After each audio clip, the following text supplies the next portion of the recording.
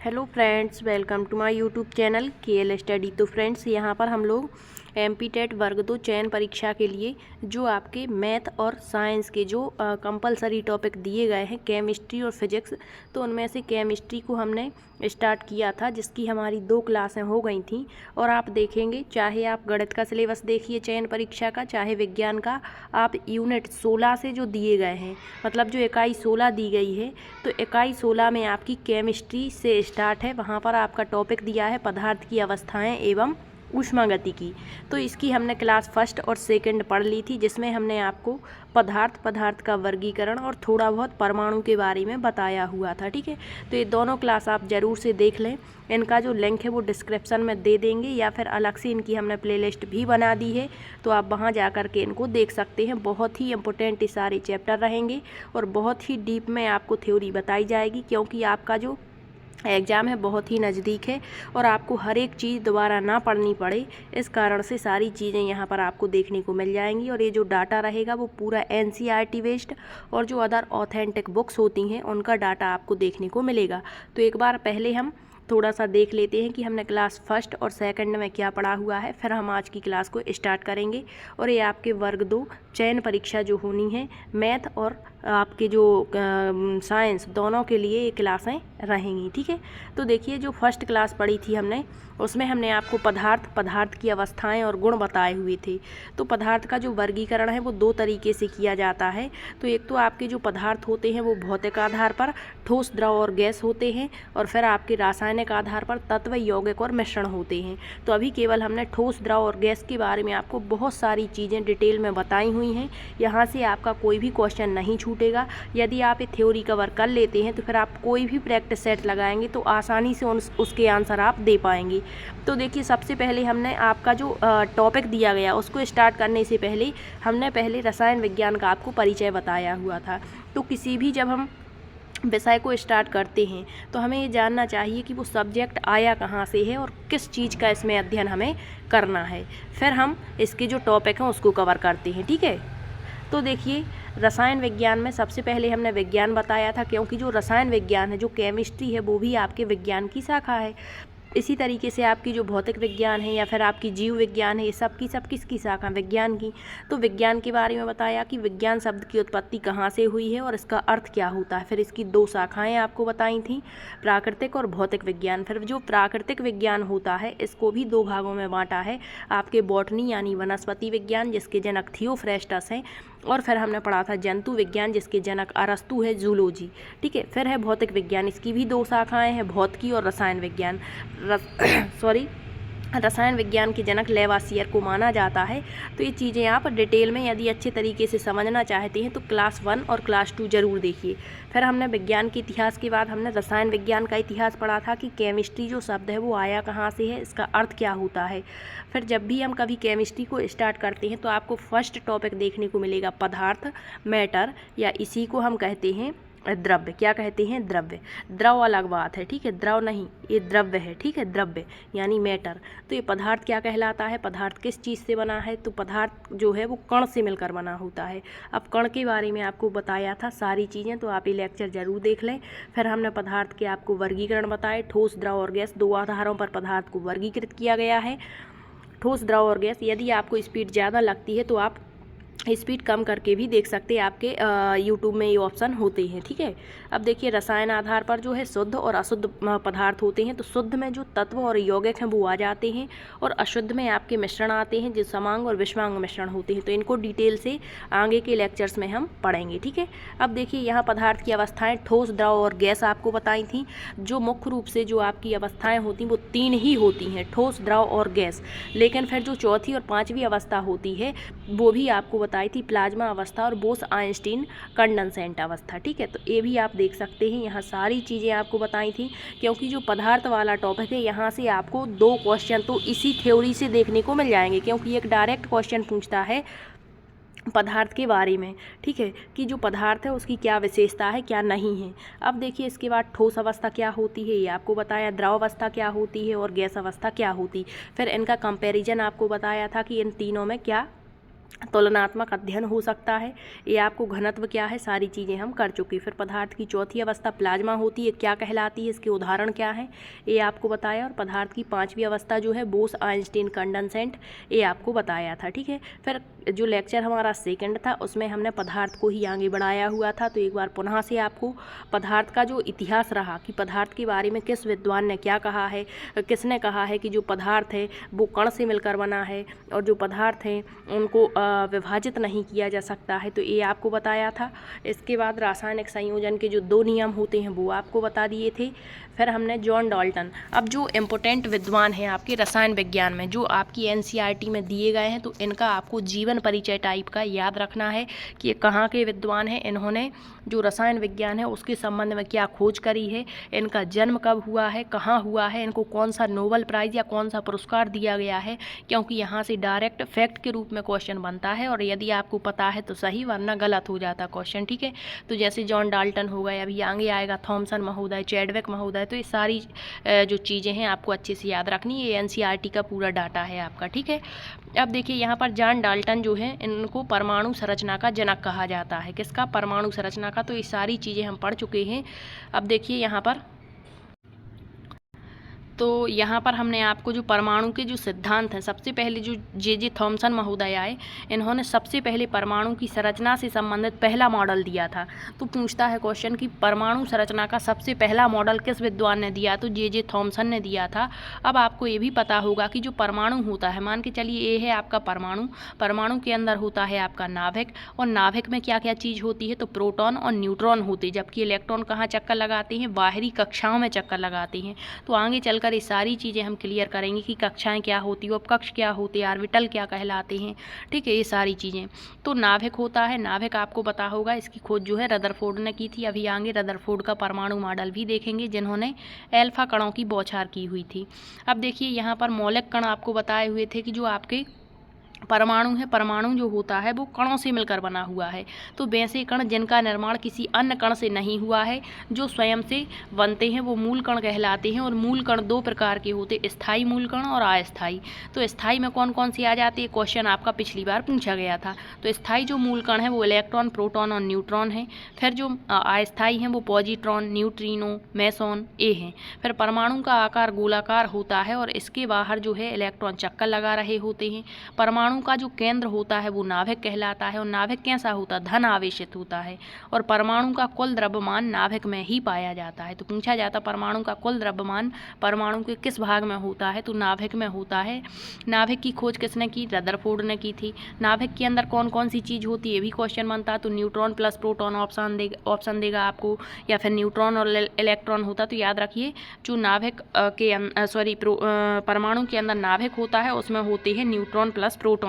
नाभिक के अंदर पाए जाने वाले इन कणों को सामूहिक रूप से न्यूट्रॉन प्लस इलेक्ट्रॉन को क्या कहते हैं? न्यूक्लियॉन। तो कभी कभी ऑप्शन में ये ना दे करके कहेगा न्यूक्लियॉन, तो ये भी आपका प्रोटॉन और न्यूट्रॉन के सामूहिक रूप को ही कहते हैं। फिर जो इलेक्ट्रॉन होता है वो न्यूक्लियॉन नहीं होता। क्यों? क्योंकि यह नाभिक के बाहर रहता है और विभिन्न कक्षाओं में चक्कर लगा रहा होता है। अब परमाणु की त्रिज्या को किस में मापते हैं? एंगस्ट्रॉन में। मोस्ट इंपोर्टेंट क्वेश्चन है। अब पूछेगा कि जो 1 एंगस्ट्रॉन है उसका कितना होता है, या नाभिक की त्रिज्या को किस में मापेंगे? फर्मी में। तो 1 फर्मी बराबर कितना होगा? फिर आपका ए दिया है आकार। तो परमाणु की जो त्रिज्या है और नाभिक की जो त्रिज्या है, इसमें कितने का अंतर है? तो 1,10⁵ गुने का अंतर है। तो देखिए ए है आपकी यहाँ पर जो ए नाभिक है और ये आपका है परमाणु, तो इसकी त्रिज्या और जो नाभिक की त्रिज्या इसमें कितने का अंतर है? तो ये भी आपको याद रखना।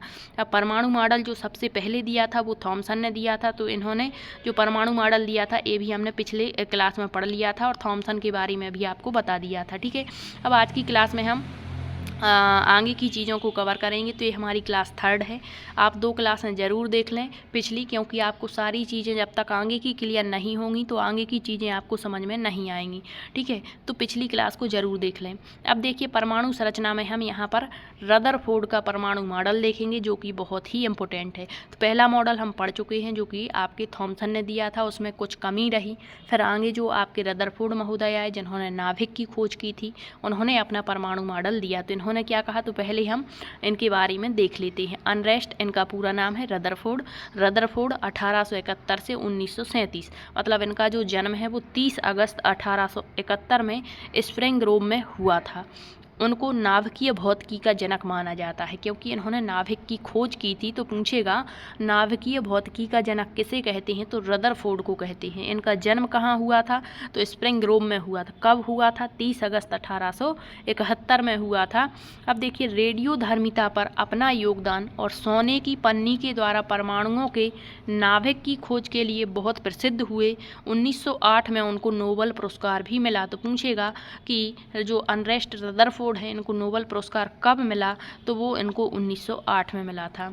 अब देखिए, अनरेस्ट जो रदरफोर्ड हैं, यह जानने के इच्छुक थे कि इलेक्ट्रॉन परमाणु के भीतर कैसे व्यवस्थित हैं। मतलब जो रदरफोर्ड महोदय थे, यह जानना चाहते थे कि जो आपके परमाणु हैं, परमाणु के नाभिक में तो आपके न्यूट्रॉन और प्रोटॉन हैं, लेकिन जो इलेक्ट्रॉन है वो इसके भीतर कैसे व्यवस्थित हैं। उन्होंने एक प्रयोग किया और इस प्रयोग में तेज गति से चल रहे एल्फा कणों को सोने की पन्नी से टकराया गया, क्योंकि ये क्या जानना चाह रहे थे कि इलेक्ट्रॉन कैसे परमाणु के अंदर हैं और कैसे व्यवस्थित हैं। तो इन्होंने क्या किया, एक प्रयोग किया और इन्होंने एल्फा कणों को सोने की पन्नी से टकराया। तो ये क्वेश्चन भी पूछता है कि जो रदरफोर्ड ने प्रयोग किया था वो किस पन्नी की परत से किया था, तो याद रखना सोने की पन्नी। इसीलिए चूँकि बहुत पतली परत होती है ये पन्नी, ठीक है। सोने की यह पन्नी 1000 परमाणुओं के बराबर मोटी थी। इस मॉडल को अल्फा प्रकीर्णन भी कहते हैं। इसमें रदरफोर्ड ने रेडियम से एल्फा कणों को निकाला था और सोने की पतली परत का प्रहार कराया था और उन्होंने निम्न जानकारियां दी थीं। तो ये आप याद रखना, यहाँ पर आप देखेंगे अधिकांश जो एल्फा किरणें हैं वो सोने की चादर को पार कर गई हैं। मतलब कुछ जो यहाँ आप देखेंगे बाजू की तरफ, तो कुछ जो एल्फा कण की जो किरणें हैं वो इस सोने की पन्नी को क्या कर गई हैं, चादर को पार कर गई हैं। अतः परमाणु का अधिकांश भाग कैसा, इससे क्या मतलब निकला, देखिए यहाँ पर 3 तरीके से है। कुछ तो यहाँ पार कर गई हैं, ठीक है, देख रहे हैं आप, सतह किनारे की तरफ की जो किरणें हैं वो पार कर गई हैं सोने की चादर को। लेकिन आप उसके जस्ट बाजू में देखेंगे तो कुछ जो किरणें हैं वो विचलित हो गई हैं अपने मार्ग से, ठीक है। और कुछ किरण ऐसी है जो वापस लौट आई है नाभिक से टकराकर। तो देखिए, जब जो किरणें बाहर निकल गई हैं, इससे मतलब इसका अर्थ हुआ कि जो परमाणु का अधिकांश भाग है वो कैसा है, खोखला है। कुछ एल्फा किरणें परमाणु के मध्य भाग से विचलित यानी तिरछा होकर निकल गई हैं। अतः उन्होंने कहा कि परमाणु का मध्य भाग कैसा है, धनात्मक है। कैसा है, धनात्मक है। और यहाँ पर कहा गया है कि 20,000 में से एक एल्फा किरण परमाणु के मध्य भाग से टकराकर वापस आ गई है। अतः उन्होंने कहा कि परमाणु का मध्य भाग कैसा है, ठोस है, जिससे उन्होंने नाभिक नाम दिया। तो अब आप समझ गए होंगे कि ये नाभिक क्या है और कैसे इन्होंने एल्फा किरणों को सोने की पतली परत से टकराया। और इन्होंने 3 प्रकार से इनकी चीज़ों को बताया कि कुछ जो एल्फा किरणें वो सीधी निकल गई हैं, अर्थात परमाणु का अधिकांश भाग कैसा बता दिया इन्होंने, खोखला। कुछ किरणें जो हैं वो विचलित हो गई हैं मार्ग से, तो उसे क्या कहा इन्होंने कि धनात्मक है अधिकांश भाग। और कुछ एक अल्फा किरण ऐसी रही 20,000 में से कि जो नाभिक से टकराकर वापस लौट आई मध्य भाग से टकराकर। इसका मतलब मध्य भाग कैसा है, परमाणु का ठोस है, और उसी को इन्होंने क्या नाम दिया, नाभिक। तो एक परमाणु का लगभग जो संपूर्ण द्रव्यमान है वो कहाँ स्थित है, नाभिक में स्थित है। नाभिक का आकार परमाणु के आकार की तुलना में काफ़ी कम होता है। ये तो जाहिर सी बात है, इतना बड़ा परमाणु है उसके अंदर ही नाभिक है तो आकार छोटा है, ठीक है। अब देखिए, रदरफोर्ड के अनुसार परमाणु के नाभिक में क्या है, प्रोटॉन रहता है और इलेक्ट्रॉन बाहर क्या कर रहे हैं, चक्कर लगा रहे हैं। इलेक्ट्रॉन नाभिक के चारों ओर वर्तुलाकार मार्ग में चक्कर लगा रहे हैं। एक क्वेश्चन भी बन चुका है। तो जो इलेक्ट्रॉन है वो नाभिक के चारों ओर चक्कर तो लगाते, लेकिन किस मार्ग पर, तो वर्तुलाकार मार्ग पर, ठीक है। अब देखिए, रदरफोर्ड के परमाणु मॉडल में कुछ ना कुछ कमी रही, तभी तो आगे और मॉडल आते गए। जैसे थॉमसन के मॉडल में, खरबूजा का मॉडल भी कहते हैं थॉमसन के मॉडल को, तो उसी तरीके से रदरफोर्ड के मॉडल में कुछ कमी रही। तो देखिए क्या कमी रही, वर्तुलाकार मार्ग में चक्रण करते हुए इलेक्ट्रॉन का स्थायी हो पाना संभावित नहीं है। कोई भी आवेशित कण गोलाकार कक्षा में त्वरित होगा। त्वरण के दौरान आवेशित कणों से ऊर्जा का विकिरण होगा। इस प्रकार स्थायी कक्षा में घूमता हुआ इलेक्ट्रॉन अपनी ऊर्जा विकिरित करेगा और नाभिक से टकरा जाएगा। अगर ऐसा होता है तो परमाणु में स्थिर होता, जबकि हम जानते हैं कि परमाणु कैसे हैं, स्थायी हैं। तो ये भी यहाँ पर इनकी कमी रही। फिर देखिए मैक्सवेल आते हैं और इन्होंने अपना फिर सिद्धांत दिया। ठीक है, तो ये रदरफोर्ड का सिद्धांत याद रखना। अल्फा कणों की बौछार की थी सोने की पतली परत पर और 3 स्थितियां यहाँ पर बन रही थी। इन्होंने बता दिया था कि जो किरणें पार कर जा रही हैं परमाणु को, अधिकांश भाग खोखला है। जो किरणें विचलित हो रही हैं तो इन्होंने कहा कि परमाणु का अधिकांश भाग धनात्मक है। और एक किरण ऐसी थी जो मध्य भाग से टकरा कर वापस लौट आई थी, तो इन्होंने कहा कि मध्य भाग कैसा है, ठोस है, और उसी को इन्होंने नाभिक कह दिया था। ठीक, अब देखिए मैक्सवेल आए तो इन्होंने विद्युत चुंबकीय सिद्धांत का, तो ये भी याद रखना, क्वेश्चन डायरेक्ट पूछता है विद्युत चुंबकीय सिद्धांत किसने दिया, तो मैक्सवेल ने दिया था। जब कोई कण वृत्तीय मार्ग पर चक्कर लगाता है तो वह ऊर्जा का क्या करता, उत्सर्जन करता है। मान के चलिए एक कोई कण है और ये वृत्तीय मार्ग पर गति कर रहा है तो क्या करेगा, ऊर्जा को उत्सर्जित करेगा। अतः इलेक्ट्रॉन भी ऊर्जा का क्या करेंगे, उत्सर्जन करेंगे, जिस कारण उसकी ऊर्जा धीरे धीरे समाप्त हो जाएगी और इलेक्ट्रॉन नाभिक में गिर जाएगा, जिस कारण परमाणु का अस्तित्व समाप्त हो जाएगा। अतः मैक्सवेल रदरफोर्ड के परमाणु मॉडल को अस्थायी बता दिया था इन्होंने। ठीक है, अब इसके बाद आते हैं बोरबरी, तो इन्होंने भी अपना मॉडल दिया। इनका पूरा नाम है नील्स बोर। इनके बारे में देखिए 1885 से 1962। इनका जन्म 7 अक्टूबर 1885 कोपनहेगन में हुआ था। 1916 में कोपनहेगन विश्वविद्यालय में उनको भौतिक शास्त्र का प्रोफेसर नियुक्त किया गया। 1922 में उनको परमाणु की संरचना पर अपने योगदान के लिए नोबेल पुरस्कार मिला। तो याद रखिए प्रोफेसर नील्स बोर के विविध लेखों पर आधारित 3 पुस्तकें प्रकाशित हुई। पहली पुस्तक the theory of spectra and atomic constitution, दूसरी पुस्तक है एटॉमिक थ्योरी और तीसरी है द डिस्क्रिप्शन ऑफ नेचर। तो डायरेक्ट बुक भी आपसे पूछ सकते हैं। अब देखिए रदरफोर्ड के मॉडल पर उठी आपत्तियों को दूर करने के लिए नील्स बोर ने परमाणु संरचना के बारे में अपनी अवधारणाएं प्रस्तुत करी। तो इन्होंने क्या कहा, नील्स बोर के अनुसार परमाणु के केंद्र में क्या है, नाभिक है, जबकि इलेक्ट्रॉन बाहर वृत्तीय कक्षा में क्या कर रहे, चक्कर लगा रहे हैं। इलेक्ट्रॉन केवल कुछ निश्चित कक्षा में ही चक्कर लगा सकते हैं, जिन्हें इलेक्ट्रॉन की विविक्त कक्षा कहते हैं। अभी कक्षाएं हम पढ़ेंगे क्या होती, KLMN इनका नाम दिया जाता है। तो इन्होंने क्या कहा कि ऐसा नहीं है कि सभी कक्षाओं में इलेक्ट्रॉन चक्कर लगा रहे। इन्होंने कहा कि इलेक्ट्रॉन वृत्तीय कक्षा में चक्कर लगा रहे, इलेक्ट्रॉन केवल कुछ निश्चित कक्षा में ही चक्कर लगा सकते हैं और इसी को इलेक्ट्रॉन की विविक्त कक्षा कहेंगी। फिर देखिए इन्होंने कहा जब इलेक्ट्रॉन अपनी मूल कक्षा यानी विविक्त कक्षा में चक्कर लगाता है तो वह ऊर्जा का उत्सर्जन नहीं करता, अर्थात उसकी ऊर्जा में कोई परिवर्तन नहीं होता। अभी हमने आगे पढ़ा यहाँ पर मैक्सवेल ने क्या कहा था कि जब कोई इलेक्ट्रॉन कक्षाओं में चक्कर लगाता है, वृत्तीय मार्ग पर कोई कण चक्कर लगाता तो ऊर्जा का उत्सर्जन करता है, और उस तरीके से इन्होंने कह दिया कि इलेक्ट्रॉन भी उत्सर्जन करेगा। लेकिन नील्स बोर ने इनसे हटकर ही बात करी थी कि विविक्त कक्षा में चक्कर लगाएगा तो वह ऊर्जा का उत्सर्जन नहीं करता, अर्थात ऊर्जा में कोई परिवर्तन नहीं होता। जब कोई इलेक्ट्रॉन नाभिक से दूर वाली कक्षा में जाता है, मतलब मान के चलिए ये कोई यहाँ पर आपको बता दें, ये मान के चलिए आपका क्या है, एक परमाणु है। अब इसकी विभिन्न कक्षाएं होंगी, ठीक है, ये हैं इसकी कक्षाएं मानना, हम ये मानेंगे। बीच में क्या है आपका, परमाणु है, ठीक है, बीच में क्या है आपका नाभिक है, बीच में क्या है, नाभिक है। अब देखिए यहाँ पर तो जो इलेक्ट्रॉन चक्कर लगा रहे हैं, क्या कर रहा है इलेक्ट्रॉन, तो ये उसकी नज़दीकी कक्षा होगी, ये नज़दीकी, ये उससे दूर होगी, ये सबसे दूर होगी। तो इन्होंने कहा कि जब कोई इलेक्ट्रॉन नाभिक से दूर वाली, ये नाभिक है तो नाभिक के सबसे पास की कक्षा इसे हमने K कह दिया, उससे दूर है L, सबसे दूर वाली कक्षा को हमने M कह दिया। तो जो सबसे दूर इलेक्ट्रॉन जिस कक्षा में चक्कर लगाएगा, अर्थात निम्न कक्षा से उच्च कक्षा में जाता है, तो वह बाहरी स्रोत से ऊर्जा ग्रहण करता है या कर लेता और उसकी ऊर्जा बढ़ जाती है। तो ये क्वेश्चन मोस्ट इम्पोर्टेंट है।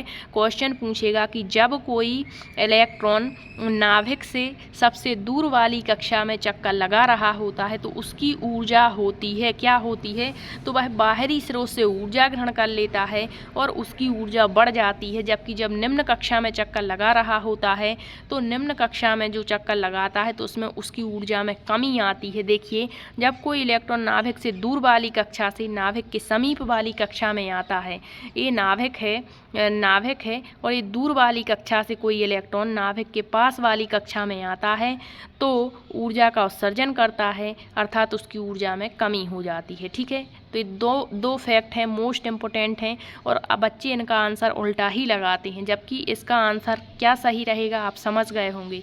अब देखिए यहाँ पर ये दिया है, ये बीच में है नाभिक, फिर नाभिक के जो समीप कक्षा है उसको के नाम दिया है, फिर उससे दूर कक्षा है जो उसे एल, उसके दूर है जो एम और सबसे दूर है जो वो एन कक्षा है। ठीक है, तो ये आप याद रखना। अब देखिए, इन कक्षाओं या कोषों को ऊर्जा स्तर कहते हैं। इनको क्या कहेंगे हम? ऊर्जा स्तर कहते हैं। जो सबसे पास में है वो सबसे ज़्यादा ऊर्जा ग्रहण करेगा, फिर ऊर्जा होगी उसमें, जो सबसे दूर है उसमें सबसे कम होगी। एक परमाणु के ऊर्जा स्तरों को चित्र में दिखाया गया है। इन कक्षाओं को के कक्षा, एल कक्षा, एम कक्षा, एन कक्षा या संख्याओं में बताएंगे तो 1, 2, 3, 4 के द्वारा दिखाई जाती हैं। तो यदि ये क्वेश्चन पूछता है कि जो परमाणु की विभिन्न कक्षाएं होती हैं या जो कोष होते हैं वो किस आधार पर स्थित हैं, तो ऊर्जा स्तर के आधार पर उनको स्थित किया गया है। तो ये है आपके नील्स बोर का परमाणु मॉडल। आई होप आप ये 3-4 मॉडल जो परमाणु के संबंध में दिए गए हैं उनको समझ चुके होंगे। अब अगली क्लास में हम पढ़ेंगे आगे की जो चीज़ें हैं, न्यूट्रॉन, प्रोटॉन, इलेक्ट्रॉन क्या होते हैं। यहाँ से काफ़ी सारे क्वेश्चन बनते हैं। इनका द्रव्यमान कितना होता है, आवेश कितना होता है। ठीक है, यदि आपको क्लास पसंद आई है तो शेयर ज़रूर करना और आप अपनी प्रतिक्रिया कमेंट्स में ज़रूर व्यक्त करना, तभी आगे की क्लास को हम कंटिन्यू रखेंगे, वरना कोई फ़ायदा नहीं होता है। हम अपनी तैयारी स्वयं कर सकते हैं। ठीक है, तो यदि आपका कोई यहाँ पर डाउट भी बन रहा है तो उसके बारे में भी आप कमेंट्स के माध्यम से पूछ सकते हैं। और ये क्लास जो आपको थ्योरी दी जा रही है, यदि आप इसको कवर कर लेते हैं तो फिर आप किसी भी एग्ज़ाम को यहाँ पर, यदि आप किसी भी प्रीवियस ईयर क्वेश्चन पेपर को उठा करके लगाएंगे तो आपको स्वयं से एक आइडिया हो जाएगा कि हाँ, क्वेश्चन कहाँ से आ रहा है और इसका आंसर हमें कैसे देना है। ठीक, तो मिलते हैं अगले सेशन में, तब तक के लिए सभी का बहुत बहुत धन्यवाद।